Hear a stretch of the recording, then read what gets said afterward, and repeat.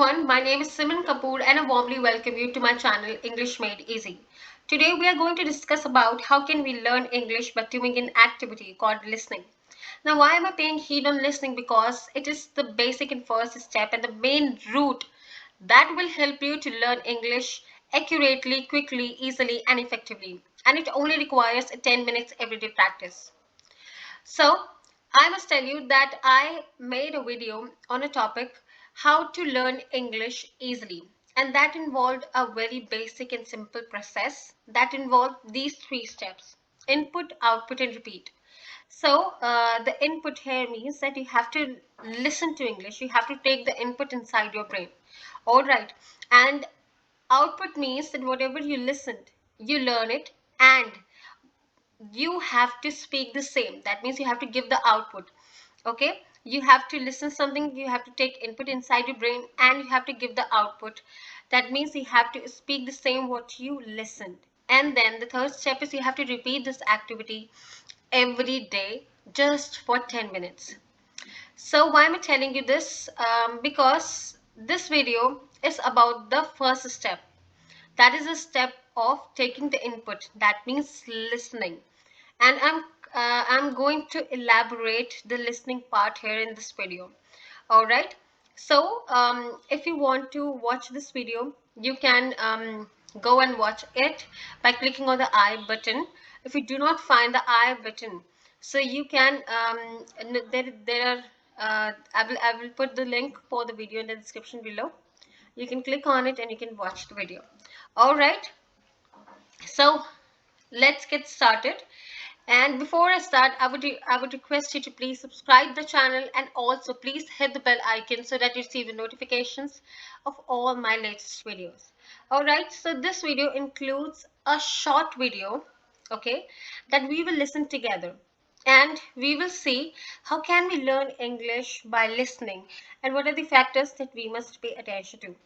So let's get started with a short video.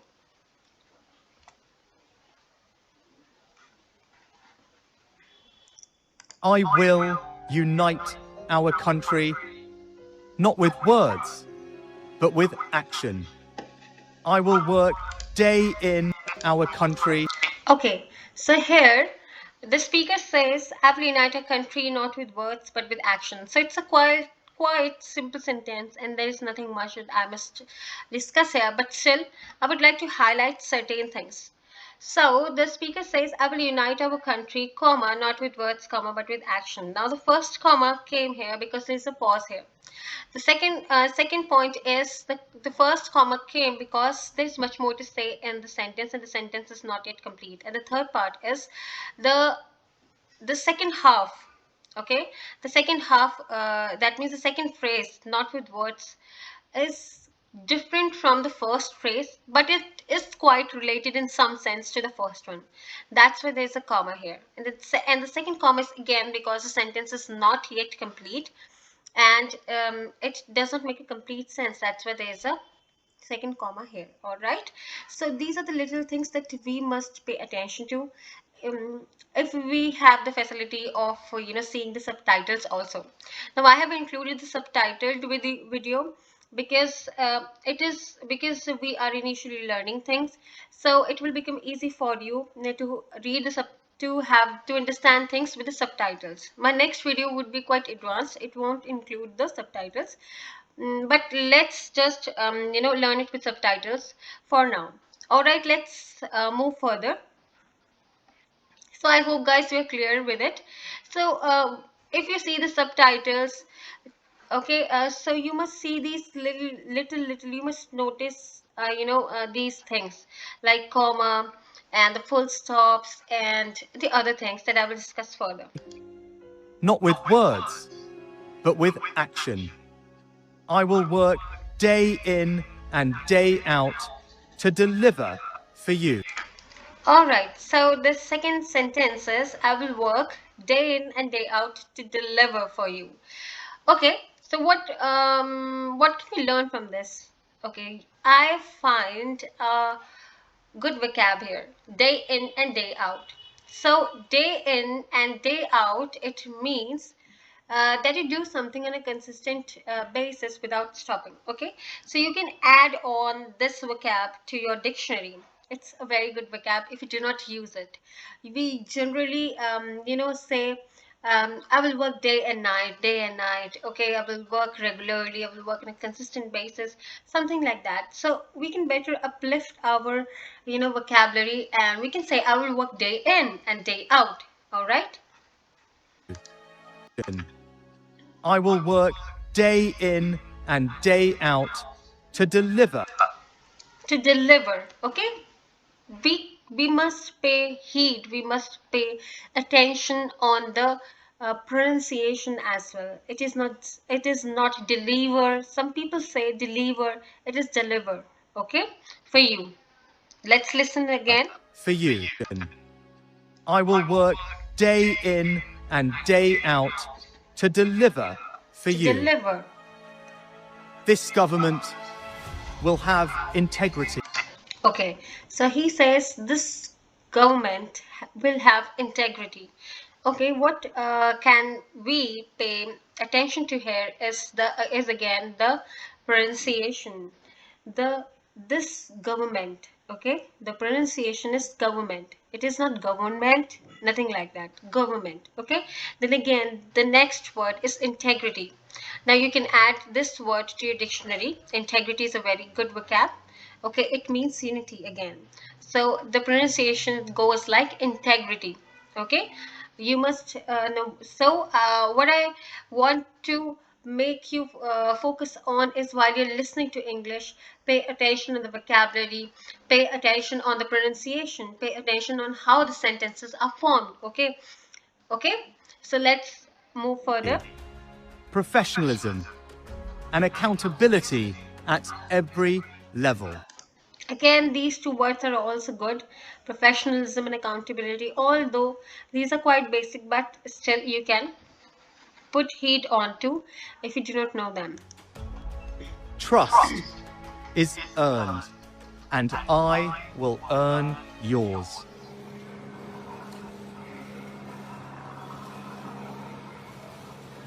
Good morning. I've just been to Buckingham Palace.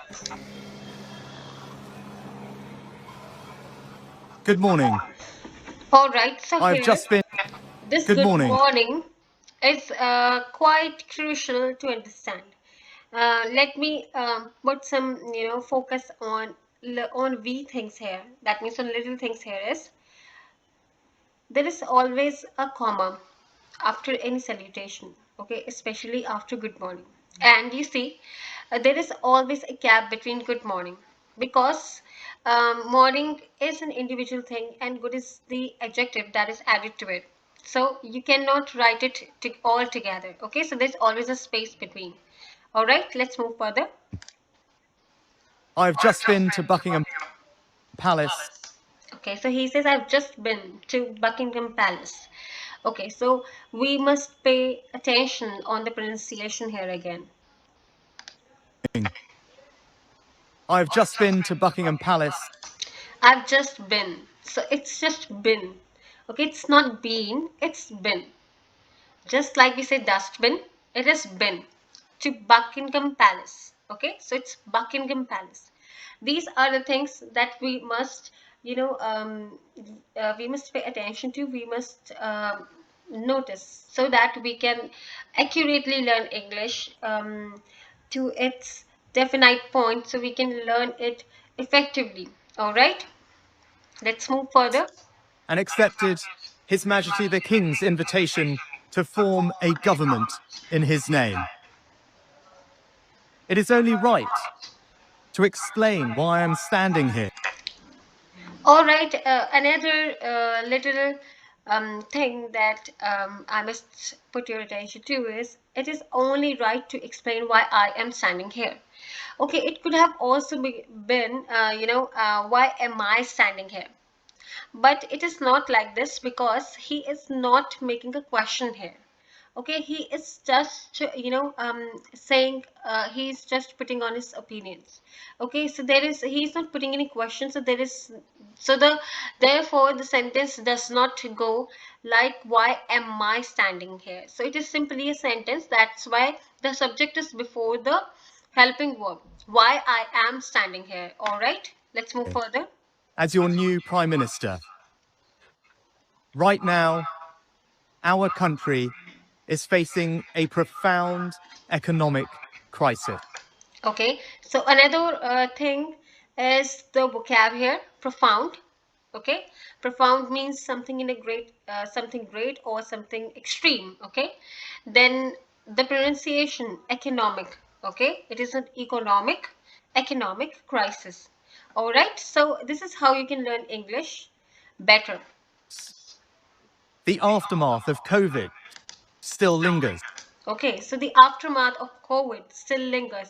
Very, very nice vocab. The aftermath. So the aftermath means the outcome. Okay, the outcome of COVID still lingers. Okay, lingers means it still sustains. It still remains. So whenever you have to, or you are going to talk about something that still remains, or that still is consistent, okay, you can use better words like it still lingers. All right, or you use the word outcome, better replace it with aftermath. All right, let's move further. Putin's war in Ukraine has destabilized energy markets and supply chains the world over. I want to pay tribute to my predecessor, Liz Truss. Okay, another vocab you can pay attention here to is predecessor. Okay, the person that has worked before us. Okay, who was holding the position before us is a predecessor. All right. She was not wrong to want to improve growth in this country. It is a noble aim. And I admired her restlessness to create change. But some Okay, we to can create take heed here about admired. Now, admired is a good word that you can replace with the simple words like. Okay, or you can also use the word appreciate in place of admired, or you can replace the word like with admired or appreciate. Okay, then restlessness is also a good word that you can add to your vocabulary. Okay, and I admired her restlessness to create change. Okay, that means working without stopping. So without saying that she worked, I admired her will to work without stopping. So better replace it with restlessness. Okay, to create change. change. But some mistakes were made. Not born of ill will or bad intention. Okay, so he says not born of ill will or bad intentions. Okay, so if you want to, a better synonym for bad, the speaker has used here is ill. Okay, then to clearly define it, he also made it quite simple and said ill will or bad intentions. So he meant to say not born of bad will, that means ill will, and it's a good replacement of the word bad or bad intentions. All right, so these are kind of the way you speak English, the words that you use while speaking English, so that the sense and the meaning comes out very clearly. Okay, so you must pay heed on these little things, because these little things collaborate together and they bring out a very good result. Quite the opposite, in fact. But mistakes, nonetheless. Okay, so And pay I have been attention elected on the none. pronunciation here. Nonetheless. Okay, it is nonetheless. Okay, some people, I have heard some people saying nonetheless. It is not nonetheless, it is nonetheless. All right, nonetheless. Nonetheless. And I have been elected as leader of my party and your Prime Minister, in part, to fix them.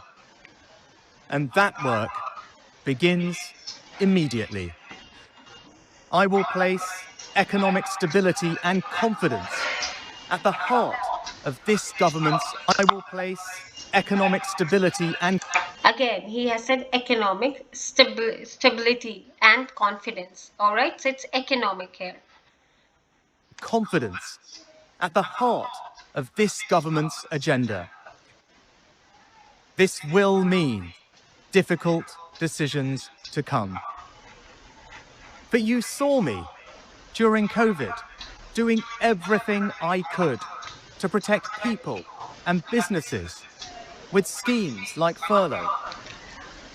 There are always limits, more so now than ever. There are always limits, more so now than ever. I will unite our country. All right, so we end the video here and let us see what were the things we paid attention to while listening to English. All right, so we paid attention on the vocabulary, we paid attention on how the sentences are formed. Okay, we paid attention on the punctuation marks and also the pronunciation. Okay, so while you are listening to English, you must pay heed on vocabulary and the pronunciation. And while you can also see the text, you can also see the English language while you're watching any English movie with subtitles or any news channel, you must also pay attention on how the sentences are formed and how the punctuation marks are used. All right, these are very important, although these are very small things that we do not pay attention to, but I must say that you should pay attention to these little things, and they make a huge difference on how you learn English. Okay, so thank you so much guys for staying with me, and that's all for today's video. Please subscribe, like and share the video and put your views in the comment section below. Until next time, take care and I'll see you soon.